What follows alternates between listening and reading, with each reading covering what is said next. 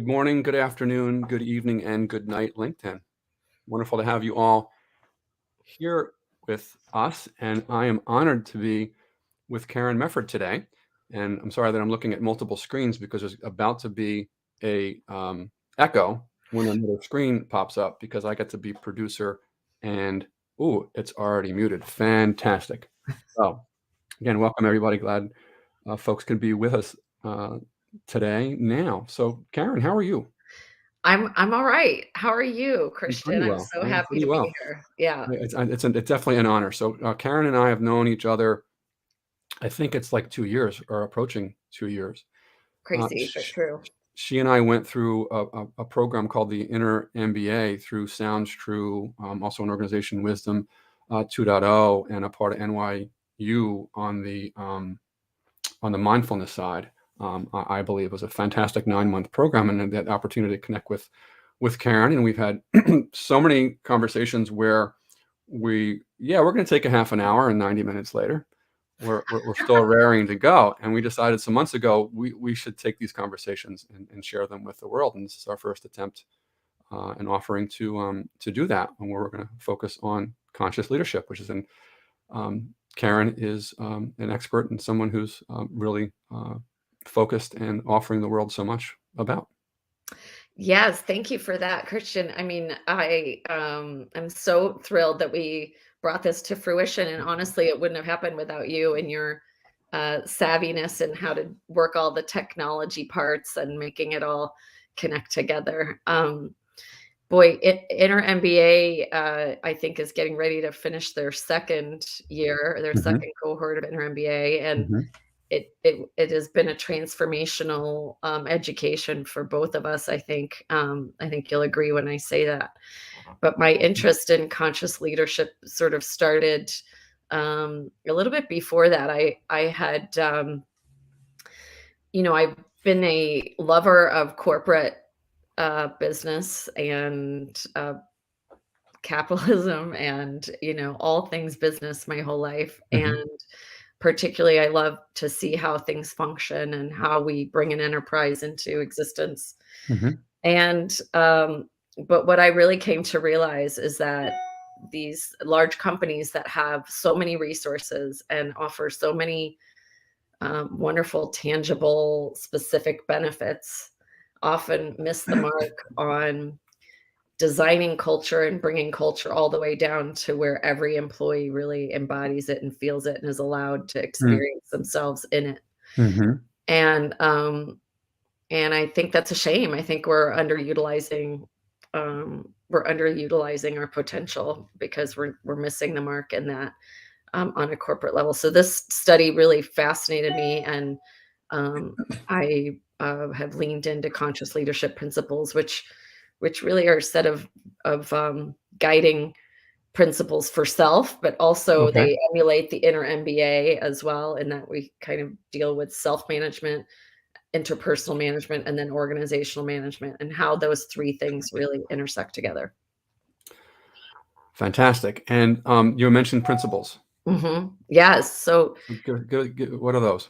the conscious leadership, anyone can get this, by the way. They're not invented by Caryn Mefford, but there's 15 kind of guiding principles to conscious leadership. Hmm. And I'm not going to go through all 15 today because there are things that you can find yourself easily. It's Hmm. it's very accessible online.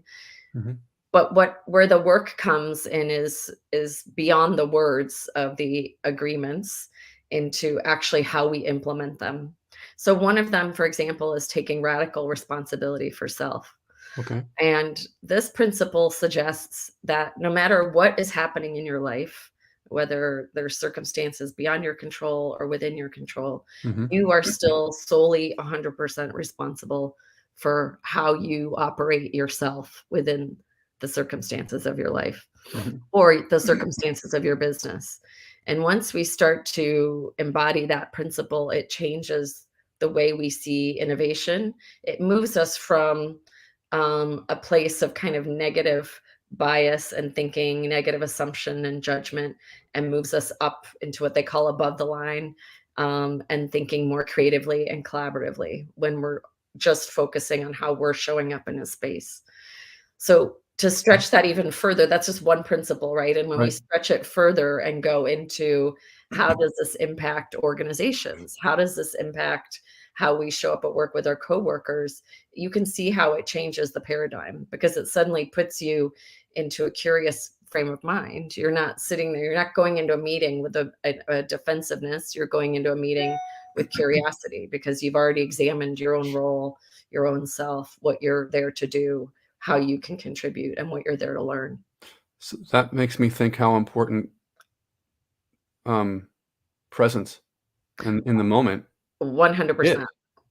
100%. It's really a framework. And I think I would say conscious leadership in general is bringing awareness to self so that we can be fully present in a situation. Hmm. Because we are all walking around with a lot of distraction, a lot of a lot of defensiveness, a lot of story, a lot of unconscious things actually that are influencing how we show up at work, how we show up in our relationships, how we show up for ourselves. And Sure. once we start to look at consciousness as something that is really an observation of it's an observational tool. Like I don't look at it like a higher ground or a higher moral ground or some sort of like, I think it can get um manipulated to say, oh, I'm so conscious, like I'm somehow superior. It's not that. That's not it at all. Okay. You were saying that you're already like below the line Oh, and there you go. wrapped up in your There you go. ego and you're already, Okay. yeah, okay. Yeah. It's more really like, okay, what is at play? What's unconsciously at play that I'm not aware of? One of the powerful questions that I was talking about sharing with you earlier with one of my clients is Hmm. a question of like, how do we know if bias is at play, or how do we know what bias is at play? How do Right. we know what presumptions we're bringing into a meeting unless we examine them? Right. And the only way we can examine them is to examine ourselves. The only way we can examine them is it all starts and begins with us either way, even if there's a stimulus from outside that's provoking or prodding or creating defensiveness or and so if we're really seeking to create an organization where we can get optimized human flourishing, we need Hmm. to be able to do that examination for self first. That's just principle one. I know, right? I was Radical like, wow, responsibility for self. this lots of rabbit holes on Right. not just one. Um, Correct. and is that a prerequisite? And What that's do the you mean by foundational, prereq? or is that foundational as without that first principle, you're not getting anywhere, or are they all equally I would um, say they're co-creative? definitely Co-leading? all equally powerful, but I do think that if there was one principle to take away, that would be a really valuable one because it already invites you as participant in the journey. So like when we think about so we're participating anyway, right? Like so every day that we show up wherever we show up, Hmm. we're participating in some way. We are either actively participating or passively participating Why or not? why not, right? Okay. Exactly, right? We might withdrawing, which is still a form of participation. Hmm. And I think that when people start to consider actually the impact that both forms of that way of showing up have, then you can start to say, okay, so if this is happening for me, then you start to be able to see in your interpersonal relationships what else might be at play. Does that make sense? I mean, Absolutely. it's really So my takeaway from all this is, to what degree is one self-aware correct, correct. And so how do we become more self-aware? and not self-conscious? Yes, good question. I love that question. Yeah, we should. The way we become self-aware without being self-conscious is Hmm. very simple. It's just curiosity. It's just being willing to non-judgmentally be curious about what's coming up. So Okay. let's think through every experience that we have, right? Right. Have you ever been in a meeting where you're presenting an idea and someone cuts you off? Sure. And what does that feel like? Um, well, it depends. I'm going back to a presentation that I gave, and it just totally threw me. I completely lost my train Yeah. and then my confidence. Yeah. So there was some sort of like panic that Mhm, happened inside, right? mhm, Usually mhm, that's the case. mhm, And that panic for you might have meant something different than that panic for someone else in mhm. the same situation. So like being able to observe and take time about like, okay, it derailed your confidence in the moment because suddenly you were off the plan or you were, whatever variables were at play. This Executive is something. functioning shut off for the Yeah. moment. Right, that's it, like, I love that you say it that way because it literally was like it disrupted your entire process. Yeah, because there was a fight or flight situation happening in that Yeah, moment. there we go. That reticular activated system, your reptilian brain has a flight or fight reaction, but the stimulus that creates that fight or flight might be different for you than it is for me. On different thresholds, right? For sure. Yeah. So, like, you as a man in a workplace might feel it this way, it felt like it derailed your plan.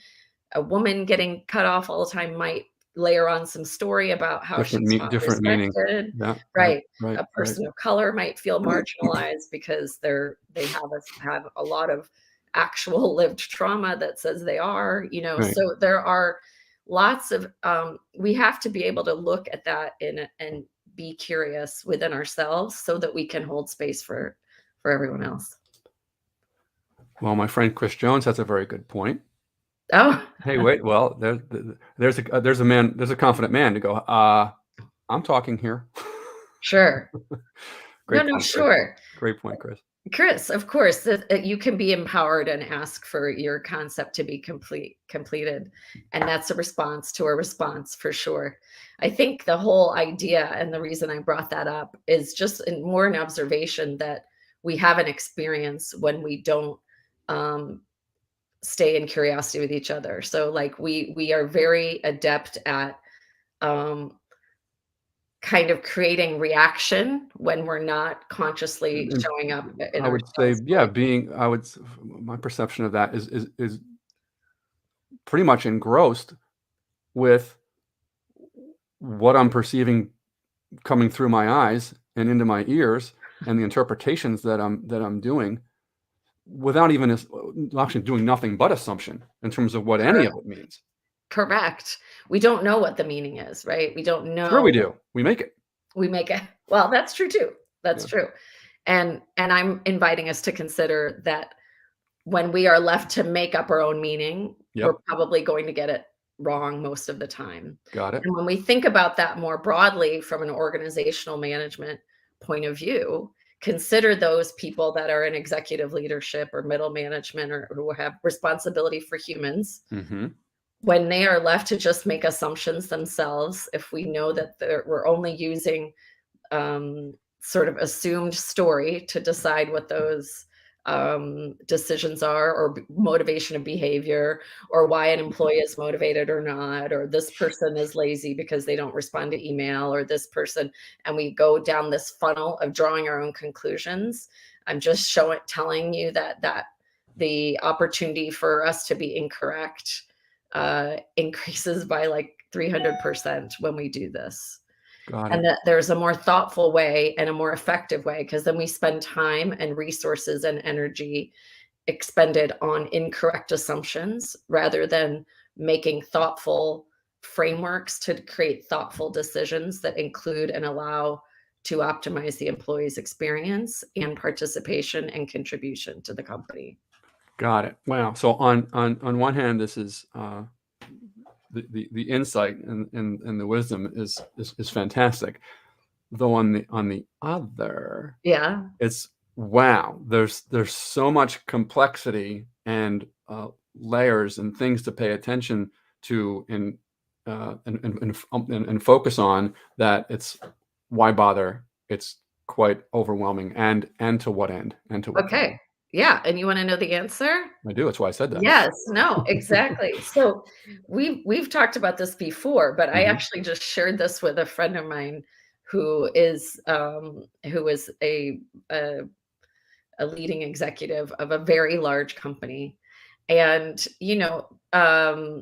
C-suite executives are very aware that employees kind of leave part of themselves at home when they go into the office, right? We Yeah. talked about this sort of like, Yeah.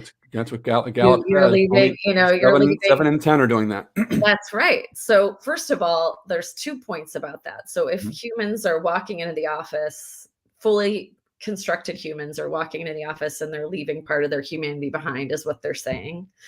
Yeah. Number 1, I'm gonna say they're still human, so those, other parts they're leaving behind are now basically suppressed into some of their unconscious, operating system and are showing up anyway, okay? They're Right. just not Okay. being allowed to express in the way that they would feel safe to do so. Mhm. So what does that mean on bottom line? What does that mean? It means that, like, majority of employees are going to work, punching it in, doing the bare minimum to reach a benchmark of success on a third of their capacity. Mhm. So if we could create Going literally going through workspaces. the motions. Correct. So if we could create a workspace that allowed employees to even bring two-thirds of their capacity, what would that do to our performance and our productivity and our effectiveness? What if we could have, three-thirds, an entire person coming with their full productivity, innovation, and effectiveness to work? What could that do for our bottom line?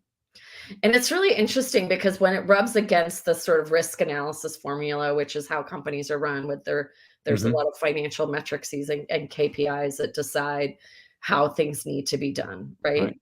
Yep. And those are done all on a negative set of assumptions. So it's like the bare minimum we need to survive, plus X percentage to grow, plus X percentage for stockholder renewal.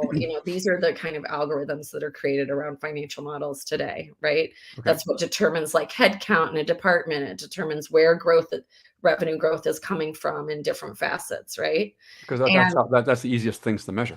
sure, because it feels like a complete and fair and safe analysis to make, Right. right?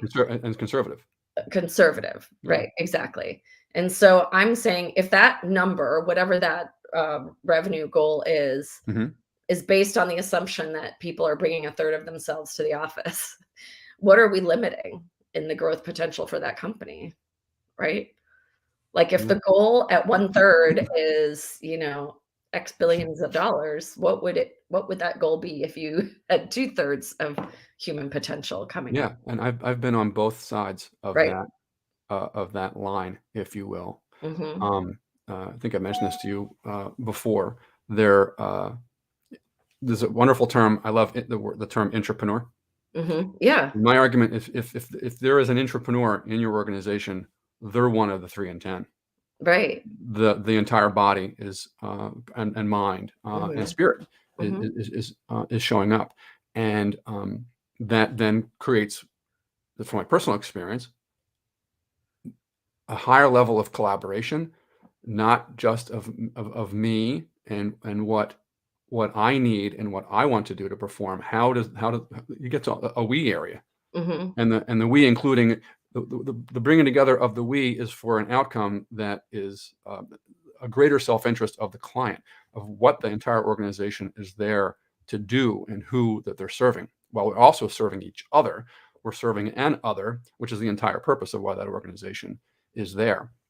And I'm really, Completely. are you familiar with the Net Promoter Score, NPS? Yes, of course, the Net Yeah. Promoter My Score. Yes. my recollection was that was first designed, and then tested and Mhm. validated as a question for, on the consumer side, to customers. That's right. And that question is, how likely are you to recommend this company, this product, to a friend, a family member? Mhm. And again, it's been scientifically validated that there are promoters. I think Mhm. it's like 8 to 10, Right. and there are, detractors, anything below that.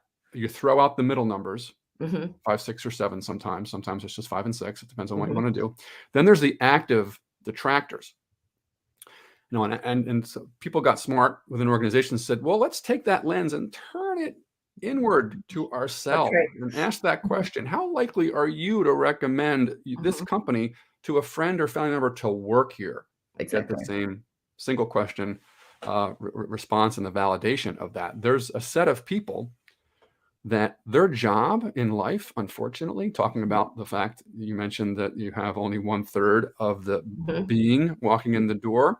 There's a Mhm. couple of actively disengaged people that they have radar to find the entrepreneurs in the organization and Mhm. kind of stick their leg out and trip them because it's an enjoyment for them, Mm. unfortunately, Mm. because they're disgruntled, and anything that is a promotion or um, a, a value proposition for positive change doesn't fit with their unfortunate, most likely I would argue, and I would think you would agree, subconscious agenda, not in the moment, not in the now, not consciously being aware of. Does that make sense? Well, it does totally, and what comes to mind for me on the Net Promoter Score, and I definitely am, in my background in corporate America, have participated in those both, so I'm very familiar. Mm, And the thing that I always had the question around is it's great to do the Net Promoter Score. It's okay. great to do the analysis. I think it's fantastic. Hmm. And then really what I want to know though is what do you do with the information when it's good or bad? And what I would see the fall down in corporations is they would sort of say, oh, so in our case, there was a negative net promoter score for happiness working at the Right. company because there was a lot of reorganizations going on. So So there was, was it looked at a baseline at all, or just looked at as, okay, we have to just do something about this? I With the think faith. that's a good question. I wouldn't be able to answer that accurately, I don't think, but they were in the middle of a reorganization, and there was a lot of chaos at the time when they Hmm. did it. And they were not willing to connect the change. So it had been good prior to the reorg. Okay. It had been a positive net promoter score. And they were like, yay, we're Got it. so proud. Everybody wants to work here and recommends their friends work here. Hmm. And then in the middle of a reorg, and which was tumultuous and change, there was a negative net promoter score, and they couldn't tie those cause and effects. Yeah.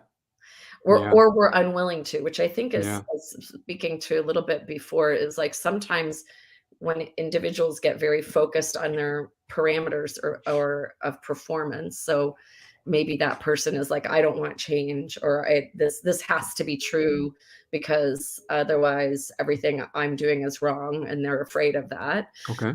Then suddenly we start to make decisions based on what people think are like logic and data, but actually are underlying emotional biases or underlying fear biases.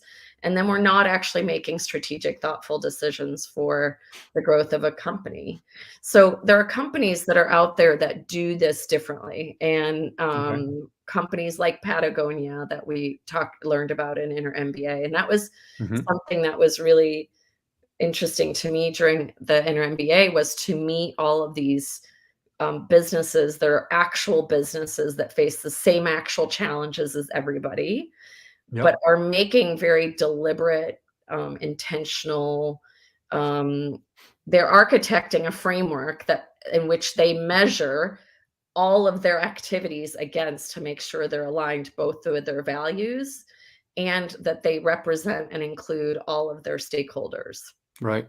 And so Yep. this idea of stakeholder management and including Yeah. Stop. not just their employees, but their customers and their distributors and their Hmm. manufacturers and the Yep. places that they source things from, they're able to like really close the loop. You know, Patagonia values sustainability at a uniquely high level Yep. compared to most companies.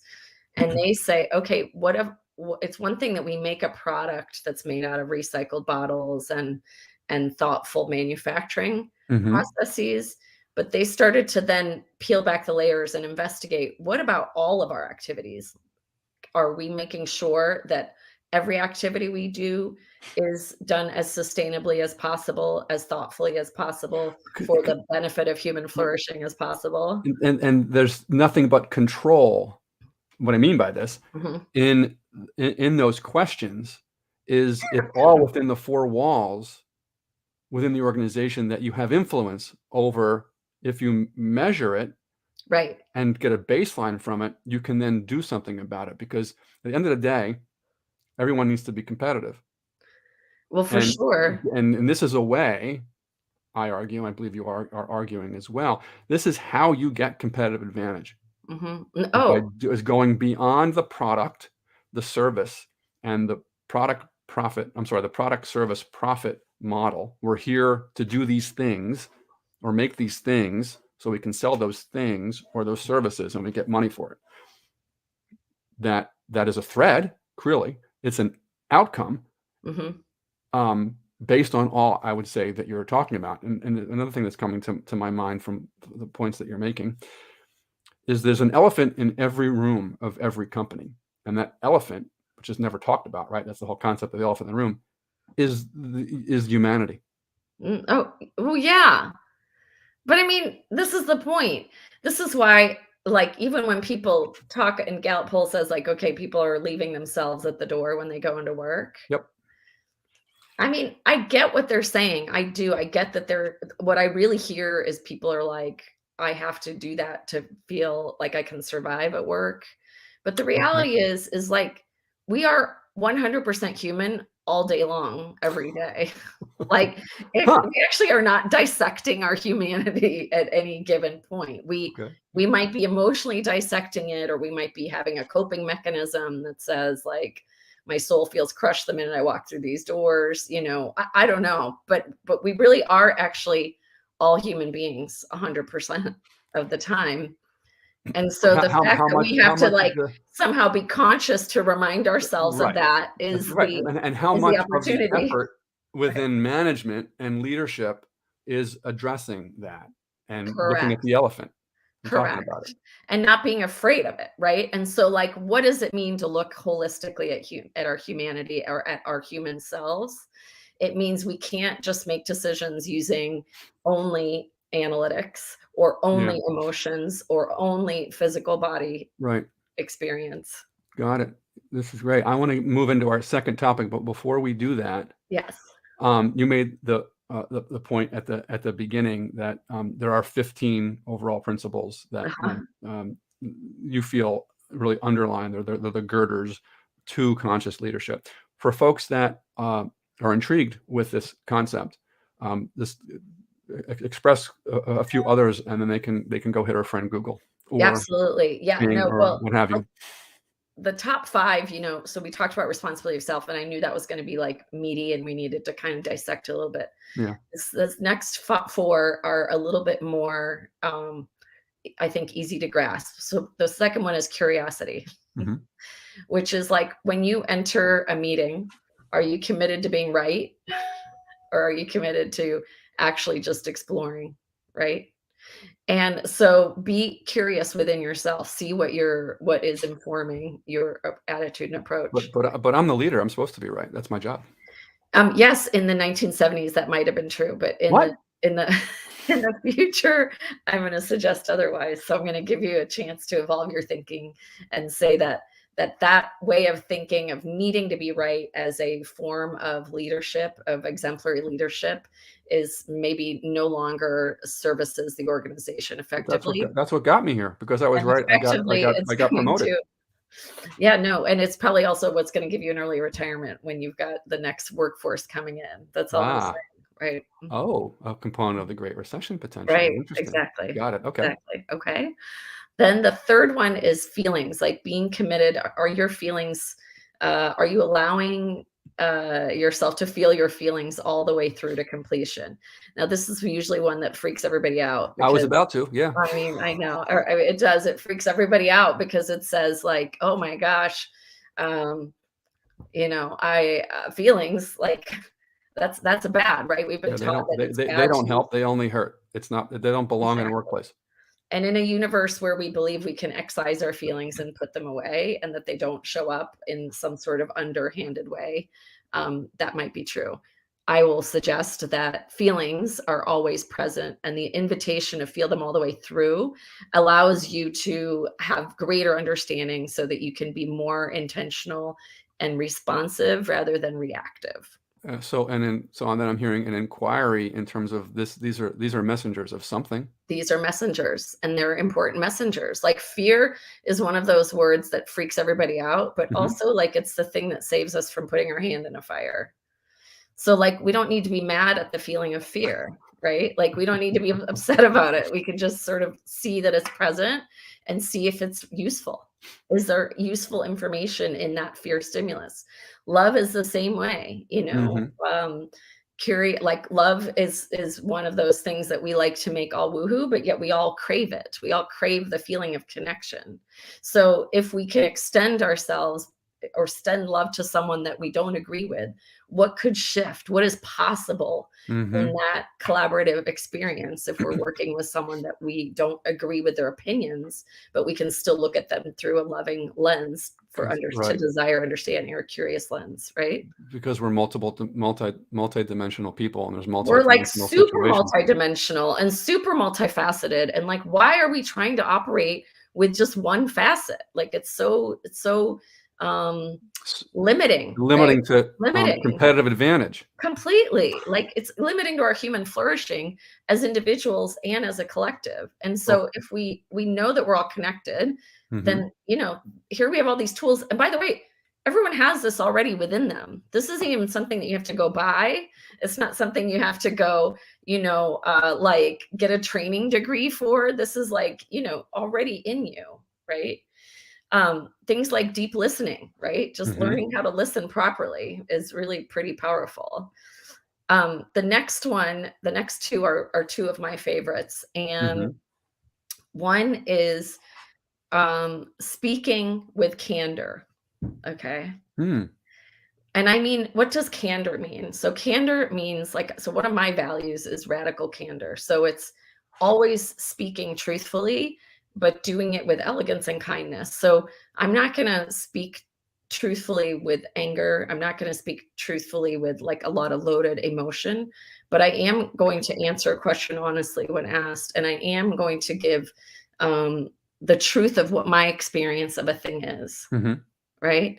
And so if I'm allowed, Christian, when we first met, can I share this story about when we Yeah. first met Yeah. at our first meeting, Hmm. one-on-one together? Hmm. And Christian and I were talking and sharing ideas. And I just, after a period of time of listening, I just kind of asked Christian, I was like, so do you spend a lot of time in your head, like thinking? And he was like, what did you say? You said, oh my God, 100% Where else would I be? where else would I be?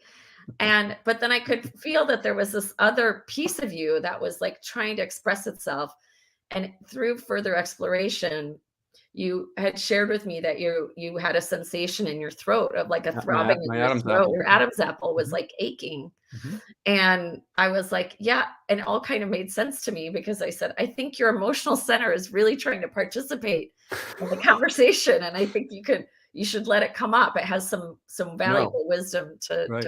to do. Yeah. So that was on my very first like real meeting with Christian. And I said that candidly with a lot of love and an invitation to have you fully express yourself because you have so many brilliant ideas. And I didn't want you to like just let your thinking center like omit all this other intelligence that was going on within you. I feel Right. like it So was here's allowing you to flourish more. the Yeah. irony of that is, in most of my workplaces, 9.5 out of 10, the full self shows up. Right. Here's the irony: it's the perception of the full self Mm, that is showing up. That yeah. yes, my mind is here. Yes, my body is here. I'm feeling it, suppressing it, and the spirit side is sort of there, but kept to myself Hmm. and um, curated to what's appropriate and Hmm. fits. Let's not talk about bias, right?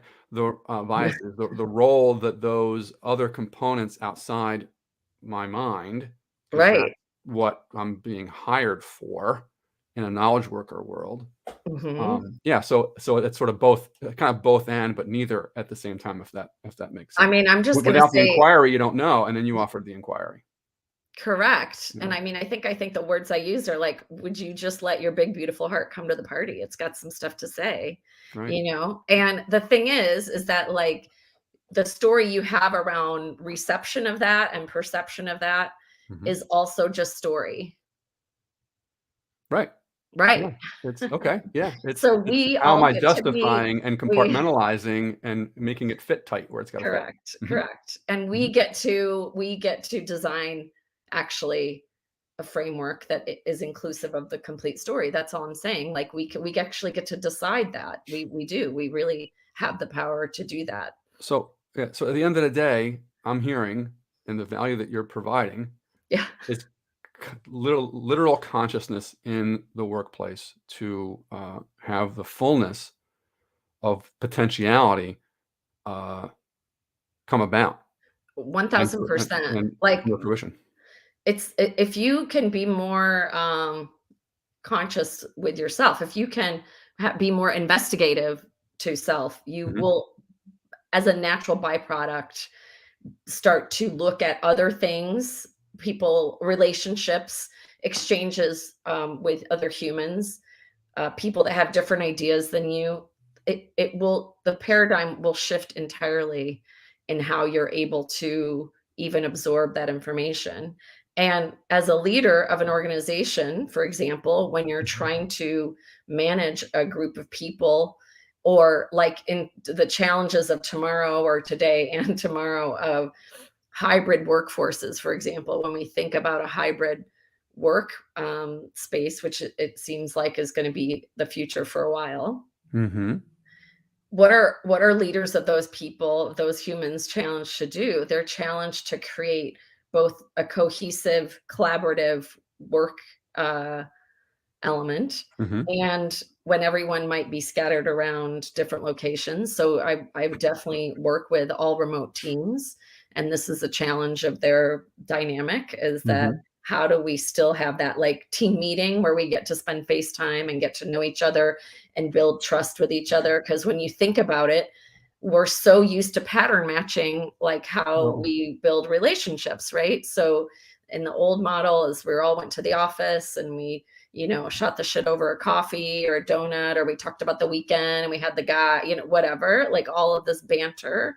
And that built trust. So it meant that when you were in the meeting, your guy or your gal that you really connected with, you already had a more inherently trusting approach, unconsciously, Mhm. to the things that Mhm. they are going to say.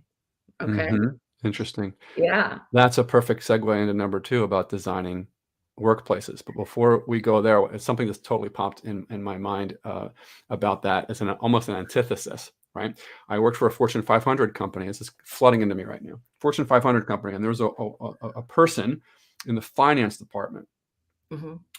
and her job was to process all kinds of financial stuff from project standpoint. She took her power to her head, Mm, and she decided. This is to your point from the water cooler. She right. decided who gets what when, and the bird that went into my ear, because I wasn't getting anywhere with this person, was you come with your request or your question about what's going on with I did an on the run coffee as opposed to a Dunkin' Donuts coffee. Right. That was a major mistake. But the next time it was a Dunkin' Donuts coffee. Mhm. So unfortunately, there was this.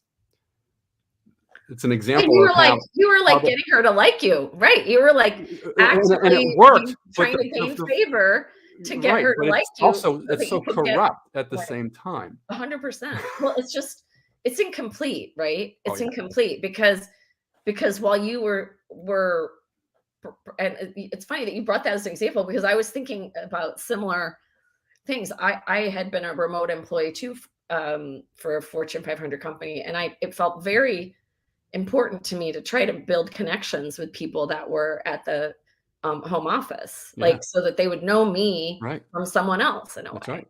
Yeah, right? yeah. You know,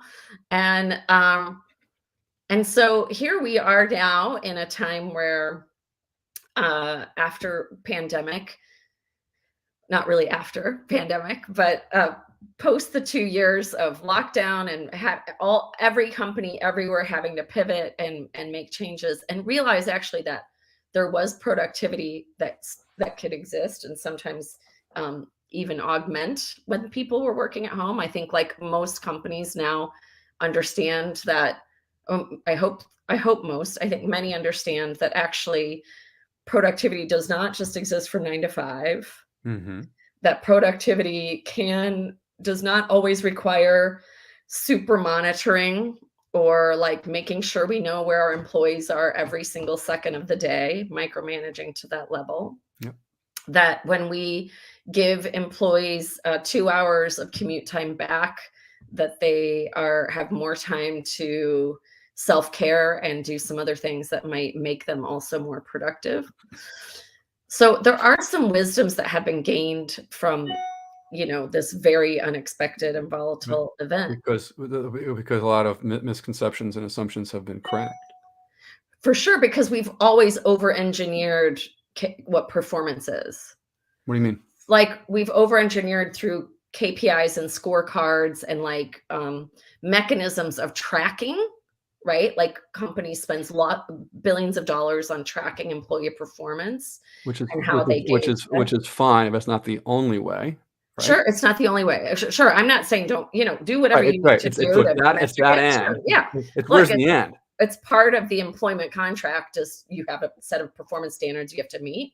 And Mhm. I expect that companies, in an effort to protect their investment, are going to come up with some KPIs to measure that. Right. But they are incomplete. Exactly right. Mhm. And there can be more nimbleness. And what I really want companies to think about now is as they're thinking about a hybrid workforce, Mhm. or which I think is an absolutely a home run, absolutely essential way forward. Mhm. I think they need to be really intelligent and intentional in designing how they're going to not favor those employees that are going in the office over those that stay home, how they're not going to hold it against people's like individual productive lifestyles, Right. like still give them opportunity for growth. Like I think Yeah. it's a real opportunity to do it right and Right. not come Yeah. back later and band-aid the problem. And then I've seen examples of the right versus the wrong Mhm, way of encouraging, is a better word, as opposed to expecting mhm, staff. Like, so there was one thing I was reading where sort of I liken it to sort of this old school. It's just not conscious at all. It's like, mhm. okay, so Yeah, down okay. from high is you're okay. As of this date, you will be expected to be in the office. Period. Send. Right. Well, I think like As opposed to there's a lot of value mhm, that happens in face-to-face personal interaction. completely. And when what we're finding is when people have the opportunity to engage and interact and collaborate face to face, person to person, so much more can come out from it. So because of this, we 100%. would like two Yeah. different approaches. Yeah, totally. Just completely a different. You can see how one feels like very command control, punitive, Mhm. not safe. It doesn't feel safe. It doesn't feel like emotional protection. It feels like do it or get fired. That's what your first scenario resonates to me, Yeah. as opposed to um, the second option, which says your voice actually is super valuable to the contribution of our enterprise, and we'd love to create this meaningful space to do that. And how do we do that when you have an all remote team? So we have had to, with the clients that I have that are all remote, we've had to be very intentional about designing even such things as communication guidelines, like how we go about resolving conflict, what amount of time we will allow for that, designing a different meeting process and schedule than we would if they were all together, right? Okay. And it meant taking them out of the like side conversations. So the fifth principle of conscious leadership is not gossiping. Can you Interesting. imagine? I know. Can you imagine? I know. So intentionally not gossiping, which means things like Christian and Karen are working at a company and they're working on a problem, and Karen is mad at Christian. What Karen can't go do is then go tell Sally or Pete over here bitch, bitch, bitch. I can't, Christian's so hard to work with. He's not this, he's da da da da da da da da, and expect anything valuable to come out of that. Yeah. The value will come from Christian and Caryn speaking with candor, taking responsibility for self, being curious about what really matters. So if Caryn can come in and say, Christian, I'm really curious what matters to you most about the problem that we're working on. And you said, oh yeah, Caryn, I'm curious to know that about you Yeah. too. What do you think we can Which is accomplish? talked about in a book decades ago called How to Work with People You Can't Stand. Right. And so conflict comes about usually because different people have different points of view or needs Oh, of a work yeah, ethic so and a work different situation. personalities. Well, Sure. that too. I ended up buying this book because the gentleman who was my neighbor got me the job at the Fortune 500 company. Mhm, And then I wanted to stab my eyes out because I now had to work with him mhm. hours and hours a day. So this wonderful book, somehow, the universe just gave it to me. And either you want to get along, you want something done right, or you just want something done. I always forget Right. the fourth one. So I just devoured this book because it taught you how to be able to assess Mhm. the perspectives and the needs and what the driving desire is of the other, and what happens pathologically when they're not getting it. What comes out in their behavior when they're not getting those needs Right. met, and you're having that conflict. So it was beautiful. But the best part of the book was the very end that said, here's the task. Go in the mirror, Yeah. because you are that to most everyone else. And I'm like, it was such a duh. Oh, It's right. such a Oh, it joke, but isn't we just do. everybody else. It's me. It's me too. But And so, it's so simple, it's stupid, and yet yeah. it is our biggest blind spot. Mhm. Because to your point, we go into meetings again, which is like, if we have fear of being wrong, right? What's our unconscious bias going into every conversation? Can't be wrong, can't be wrong, can't be wrong, can't be wrong, can't be wrong. This And is what everybody it's thinks like. I'm wrong. And then we can't hear anything, right? For women, oftentimes it's like, I don't want them to like, I want them to like me, I want them to like me, I want them to like me. And there are some gender Yeah. things where this falls down the gender line. Yeah. And And I want to really get things done right and not just get them done. correct, right. And so who defines what's right? Well, that needs to be, but otherwise, if it doesn't, I get to decide myself and keep it in a vacuum, Sure. which is not productive. It's just not useful. That's the Right. point. Right, exactly. And Yeah. I think that like it's or me gossiping with Sally and Peter to gain favor with them is not useful because information about someone else that is gossip is not currency, but people use it as that. That's right. Because then the people that are conscious will go, Sally, you can be honest. What do you Right, say about me when you're right. talking to everyone else? Well, for sure. I mean, 100%, right? And Yeah. I think that, so there these are just small but very tangible and important, I think, examples. And I think that by designing some, you know, when I work with a client, we co-create those communication guidelines based on the values of that organization so that they're Yeah. true, not just someone else's like cut and paste. Oh yeah, those communication guidelines look good. Let's go. We do the deep dive into really making sure that they're going to be able to do them because they are aligned with their values. Because at the end of the day, we as humans operate from our biases, from our values, and Mhm. from our personality. And so, if we can't understand, you were talking about um, personality differences when it comes into a meeting. If one personality type, so in my coaching, I use the Enneagram tool a lot, Mhm. and it's pretty cool because it does reveal a lot of motivations behind certain personality attributes that maybe if we understand about each other, we might be able to ask the question a different way. Got it. And so Mhm. quickly, this is what I will attempt to do, but you've been more, I think, uh, what's the word I want to use? officially is not the right word, but I'll stick with that, trained in the Enneagram. I'm an Enneagram 1, and I won't. I'm the type of person that will never pass a personal personality assessment aside. And you're a I, 1, I'm a Christian, 1. you're a Yeah. 1. Yeah. So yeah, So perfectionist. So, but strict perfectionist. I love to define. Oh, I can get defined. Love it.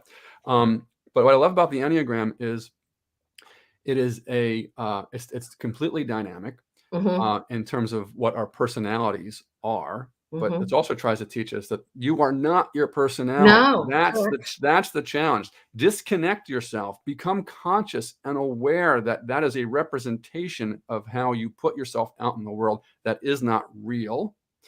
But 100%. if you don't have that level of consciousness, you'll think that it's real. And so all the challenges that we have in Yes. humanity and business are the case. But the beauty is we have positive representations of our personality and we have negative. It all depends on all these things Caryn has been talking about. And there's also these things called wings, because you're Mhm. not just one thing, because we're human, so we're dynamic and we're Right. constantly in flux. And where are you going? Are you progressing, evolving, or are you devolving? Right. Is that accurate? Exactly. Well said. No, very well said. Mhm. And really, like, the Enneagram sort of suggests that there are 9 aspects to personality, and the Mhm. goal is not to be boxed in by your type after you take your test, but to become integrated with all 9 aspects of your personality so that you can lean into what are your resources. This is what I was saying about within self. We have so much access to growth Mhm. if we are willing to be curious, if we are Mm, willing to mm. non-judgmentally observe our reactions to things, our responses to things, our immediate, like, if you have a conclusion that comes up in a nanosecond about something, that is a great indicator for you to pause and examine. Oh, got it. Yeah, So, like, that's if brilliant. you immediately, like, are like, "That's wrong," or, "Ah, da, da," like, any if that ever comes up inside you, which it does all of us, Yep. that is a perfect time to just To be like, "Whoa, okay, to be inquisitive. hi." Got it. Yeah. So I'm about to do something that Caryn and I have never done before. Oh my gosh.